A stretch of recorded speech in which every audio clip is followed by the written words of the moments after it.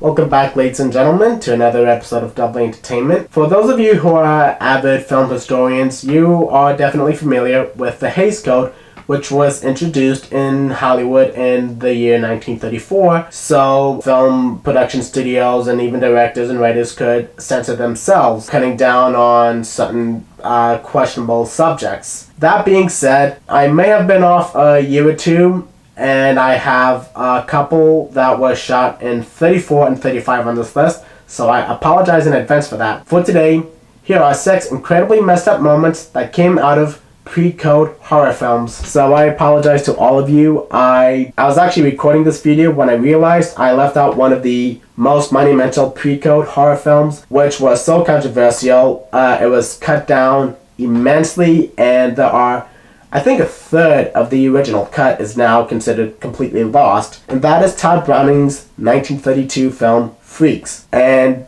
again, since I'm going off the script, I know I labeled this video containing 6 films, but I'm gonna put this in at number 7. So Todd Browning's Freaks is actually a pretty progressive film for its time, seeing how we don't necessarily have the carnival sideshow freaks being portrayed as villainous monsters and abnormal humans. Okay, maybe towards the end. But that being said, we, as the audience, grow to sympathize with them. They are the protagonists of the film, and the 2 main antagonists are actually the beauty queen Cleopatra and the strongman Hercules. That being said, in the film, the main little person, Hans, falls in love with Cleopatra, and she plays around with him and marries him so she can steal all of his inheritance after finding out he's actually pretty damn rich, or at least has a large inheritance coming towards him. So when the freaks get a hold of this, they, along with Hans, enact an incredibly diabolical revenge plot, turning the tables on Hercules and Cleopatra. In the version we can all watch now, we see that Cleopatra has been severely, and I mean severely, mutilated to the point she is missing the lower half of her body, and all that remains is her upper half. However, she is missing an eye and is now a duck. However, in the original cut, which was deemed so incredibly shocking and disturbing, many audience members fainted, and one woman claimed to have been scared to the point of miscarrying her baby. That one scene is in which Hercules is castrated and is put on a sideshow singing soprano. At number 6, cannibalism in Dr. X. Directed by Casablanca's Michael Curtiz, Dr. X, alongside another personal favorite of mine, Mystery of the Wax Museum, were released 1 year apart and are easily 2 of my absolute favorite horror films from the pre-code era of Hollywood. Each contains a grisly-looking serial killer, Fay Wray and Lionel Atwell, plenty of eyebrow-raising pre-code content, and are beautifully shot in 2-strip Technicolor. But for today, I'll be focusing on Dr. X. A mysterious serial killer is out on the loose, and each night there's a full moon. Another victim is murdered and eaten. The suspect is one of several of Dr. Xavier's colleagues. Therefore, the titular doctor proposes that they all spend the weekend at a spooky mansion to perform an experiment in hopes of catching the killer. With one scene set in a whorehouse and mentions of the victim being a dope fiend are nothing in comparison with the more intense discussions of cannibalism and the disturbing serial killer who disguises himself with synthetic flesh.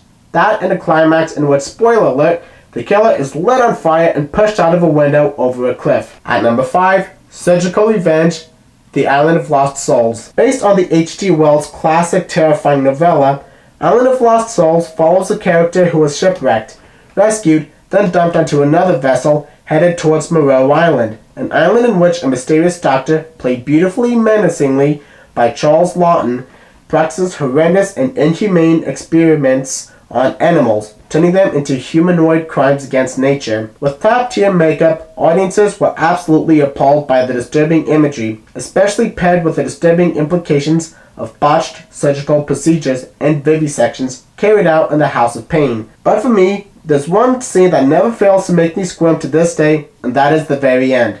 Again, spoiler alert. After Moreau's creations get the upper hand and riot against the evil doctor, they come up with the most ideal way to give the doctor his comeuppance by dragging him to the House of Pain, we actually see the animals hold the doctor down on an operating table as they break into cases containing syringes, scalpels, and other surgical devices, which they then use to go to town on him. At number 4, Taxidermied Humans, The Most Dangerous Game. Based on the short story by Richard Connell, The Most Dangerous Game tells a story a bit similar to our last entry.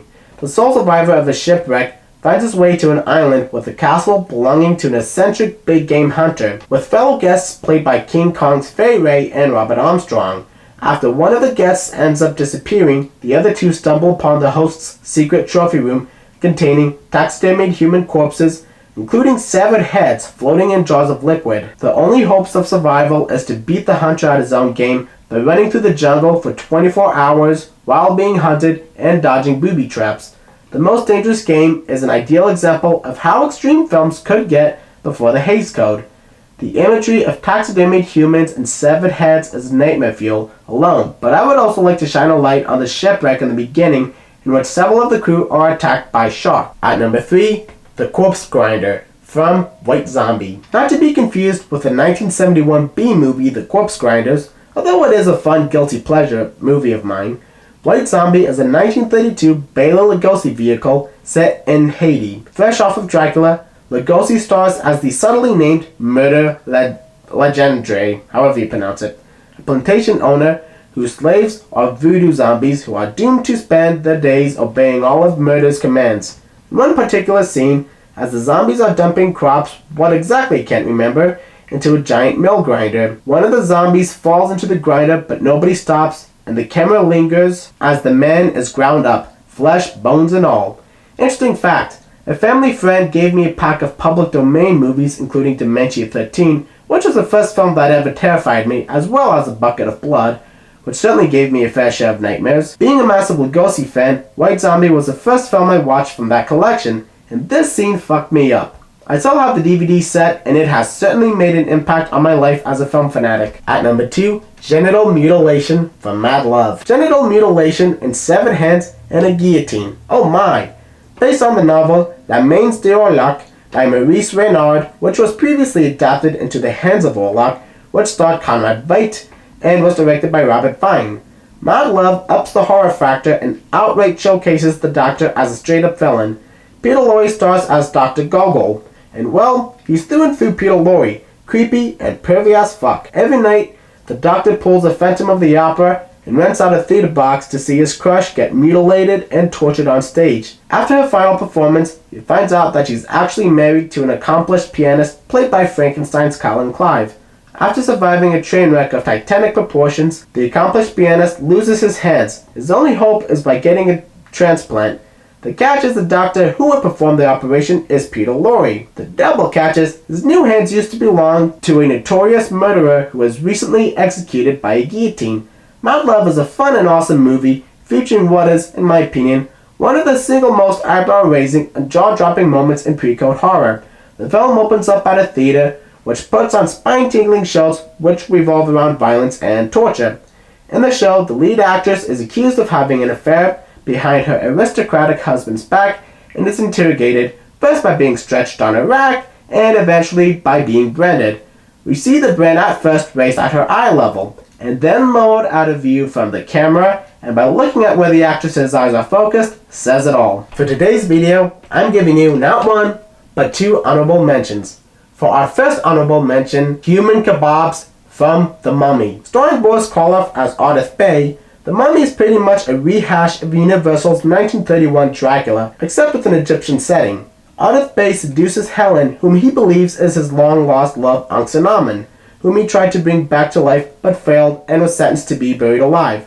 Now the concept of being buried alive wasn't shocking enough. In the flashback, it is mentioned that the slaves who buried the sarcophagus were swiftly killed off to keep the burial location secret, and we do see giant spears piercing the bodies of the shirtless men, which is actually not half bad looking for 1932. Honorable mention 2, Everything, Hoxen. Although I wouldn't technically consider Hoxen as pre-code simply because it's from Denmark, whereas the Hays Code was strictly American, it's still a very shocking film which deserves as much love as possible. I can best describe it as the live-action version of Walt Disney's Night on Bald Mountain.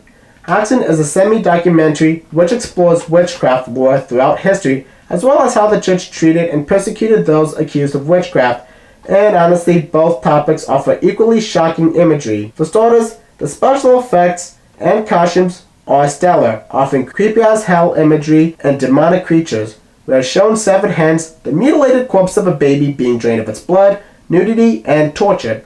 And what is perhaps the one scene that sent shivers down my spine, an elderly woman is wrongfully accused of being a witch and is taken to a torture chamber in which she has her toes severed, much like in that scene from Eli Roth's Hostel. Not only do I love this freaky as all hell classic for its shocking and disturbing content and top tier special effects, but also for the progressive look at why the church wrongfully accused many innocent people of witchcraft, but also why some people acted in ways that made others believe they were possessed. At number 1, Skinned Alive, The Black Cat, starring the gruesome twosome Bela Dracula Lugosi and Boris Karloff the Uncanny. The Black Cat is an eerie and atmospheric tale shrouded in post-war trauma. After Dr. Verdigast and a couple on their honeymoon survive a train crash, the three find their way to a Hungarian mansion whose owner, played by Karloff, is a necrophiliac and a Satanist. Not only that, he and Lugosi's character still have bad blood. In World War I, Lugosi was captured by enemy forces and was taken to a POW camp in which he was at the mercy of Karloff. Since then, he lost his wife and daughter. The Black Cat is a very shocking film which heavily implies necrophilia to the point we actually see Karloff's dead wives preserved in glass coffins, as well as satanic ceremonies. But that's still just the tip of the iceberg. Again, spoiler alert, during the climax, Lugosi exacts his revenge on Karloff by fucking skinning him alive, even showing the shot of Lugosi scraping away the skin from Karloff's face. How's that for pre-code horror? Thank you all so much for watching this, and comment down below what moments in pre-code horror films really shocked you, and or also comment down what your favorite horror film from the 1930s is, because in my personal opinion, the 30s alongside the 70s are neck and neck for having the best damn horror films. Personally, I gotta say the 30s just beats the 70s by neck. So thank you all for watching this, and I'll see you all in the next video.